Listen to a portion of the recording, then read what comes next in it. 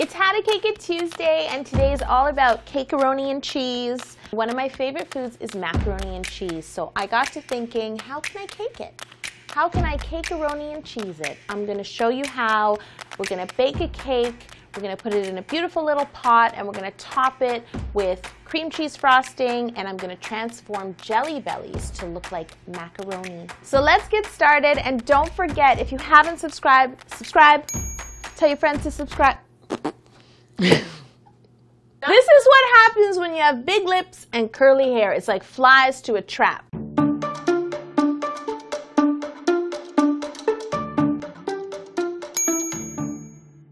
While our orange velvet cake is baking, we're gonna make some white chocolate ganache, and that's gonna act as our cheese sauce.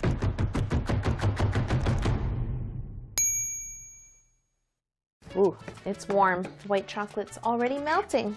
Finally, it's warm in Canada. Yay! Chop your chocolate as finely as you can. That will just help it to melt faster. One day we should switch me out with like a Japanese master. And then in the close-up it's like, we need to put our chopped chocolate into a bowl. Chop chocolate, chop chocolate, chop chocolate, chop chocolate. And then we're gonna take an equal amount of cream. I'm gonna do this in the microwave because it's so little. I'm gonna put it on for about a minute.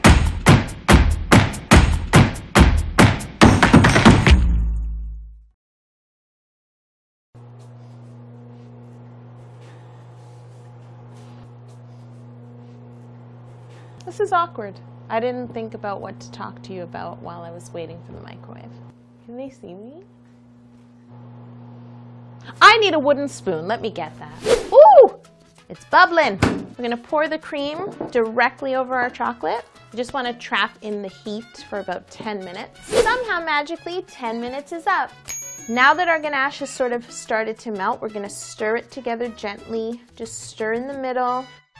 Just add a little bit of orange at a time. I like to put like a drop on the side and then just stir it in. Imagine your favorite delicious creamy cheese sauce. That's the color we're looking for here. Let's set our ganache aside to cool completely so we can put it on our macaroni later. And in the meantime, we'll take our cake out of the oven and we'll make some cream cheese frosting. I chose cream cheese frosting for obvious reasons because it's cheesy and it's delicious. It's actually really easy to make. There's only 4 ingredients. Anyone can do it. We're gonna start by adding cream cheese to our mixing bowl along with some vanilla. And we're gonna put this on our mixer and beat it for a few minutes just to soften it and get out any lumps. Once the cream cheese and vanilla looks nice and smooth, we're gonna scrape down the bowl and the paddle, and then we're gonna add our butter. Now when you add your icing sugar, have your mixer at the lowest speed and add it little by little, otherwise it will be all over you. I'm gonna scrape down the bowl once again, make sure all of the sugar is in the mixture. And now I'm gonna turn it up just a little bit higher to medium speed to really incorporate everything. Our frosting is looking nice and smooth and velvety, which will go perfect with our orange velvet cake. Scrape it all into the bowl, don't lose any frosting. Our cake is nice and cool. We have our cream cheese frosting. We're gonna take this baby out of the pan and we're going to level the top, cut off the top with a ruler and a serrated knife. I'm actually very curious to see how the color came out. Are you ready? Ooh, it looks like cheddar cake.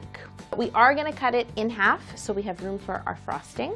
Our cake is ready to be cut into circles because I'm actually gonna present these cakes in little individual pots. So I pre-measured these pots and I know I need a bit of a smaller circle for the bottom and a bit of a larger circle for the top. So we're gonna cut the bottom half of our cake with the smaller cutter, which is 3 inches round. We need 6 circles. And then we're gonna cut out our larger circle, which is 3 1/4 inches from the top half of our cake. Perfect. So you take your little pot and we're gonna add the bottom circle of cake into the pot. Look how perfectly it fits. It's like I'm measured. And then we're gonna put our cream cheese frosting into a bag fitted with a round tip. What number is this tip? It's a number 805. So we're just gonna pipe a nice ring of this onto the cake at the bottom of the pot. And then we're gonna take our top round cake, just squeeze it down. 1 down, 5 more to go. I almost said 5 more to go. That's 10.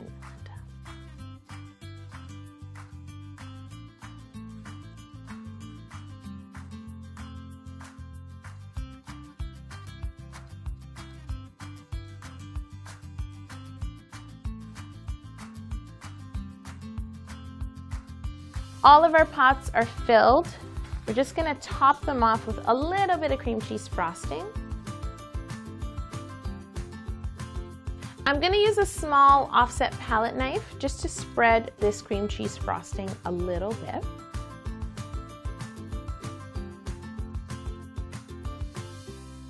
You're probably wondering what jelly bellies have to do with macaroni, but I tried to think of something that kind of resembles macaroni, but that would be delicious to eat on a cake. And I chose the white ones. These are coconut flavor. I'm gonna coat them in our cheesy ganache. It's like I'm making, oh my God. I could have made macaroni out of fondant. I could have actually put fondant through a pasta attachment, but eating a pile of fondant is not that delicious. So I thought jelly bellies would be way more delicious on our cakearoni and cheesecakes. Now we've got our macaroni ready. We're gonna top our cakes liberally with our little jelly bellies. Don't be afraid to get a little messy. Don't be afraid if some of the jelly beans hang off the pot. If you baked macaroni and cheese for real, it would be oozing out of the pot. That's the best part. Do you guys think that's high enough? Because I think it's high enough. I think it looks great. Ooh, look at the cheese dripping down. Our ganache has set up a little bit. You could see they're not moving around, the jelly bellies. In my opinion, all good macaroni and cheese needs to have breadcrumbs. And we're gonna recreate that here. And instead of bread, we're gonna use vanilla cake. I'm gonna cut a couple of thin slices of cake. And then I'm gonna butter them. The last time I put butter on cake was in my grilled cheese cake video, which is really fun. If you haven't seen it, you should check it out. You should just click right here at the end of my butter knife. And now we're just gonna cut some cubes. I feel so free. No ruler, no symmetry. And now just pile a few cubes, more than a few actually, on each one of your pots. Ooh, just let the crumbs or the cubes fall where they may. And then we're gonna grate some cheese. So what I've made here is modeling chocolate, white modeling chocolate, which is just white chocolate and white corn syrup melted together, and then it sets. But before it sets, I colored it orange. So we're gonna take it out of the pan. Maybe. Woohoo! It's like a slab of cheddar. So let's grate our modeling chocolate into a pile, and then we'll top off our cakearoni and cheese. I want to put this on nachos, cake nachos. I have to write that down. Someone, write that down. And this cheese is freaking me out because it's melting just like cheese. It's playing with my mind. I'm not done with these babies. They need a nice crispy top. That's the best part of macaroni and cheese. So I brought my friend Butani.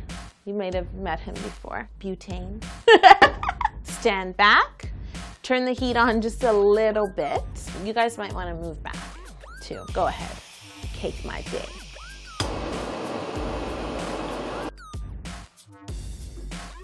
Slowly go around the cake and brulee it gently. Whoa, it's melting like cheese. I just thought of another finishing touch.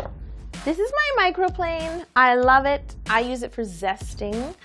But I was just thinking, you know when you buy Parmigiano already grated, it kind of looks like dust, or that's a bad example, but you know what I mean. I'm gonna grate my white chocolate, which will be my Parmigiano, with my microplane.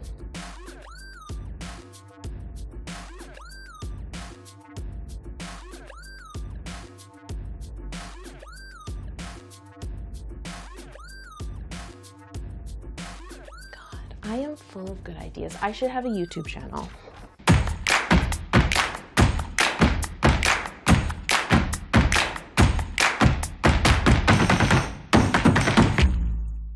I'm about to eat macaroni and cheese.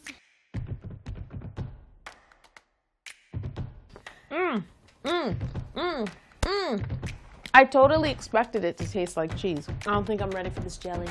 Beyonce was right. She always is. I wasn't ready for this jelly. And if you know Beyonce, ask her to subscribe. Imagine Beyonce subscribed. I would just be like, I'm out.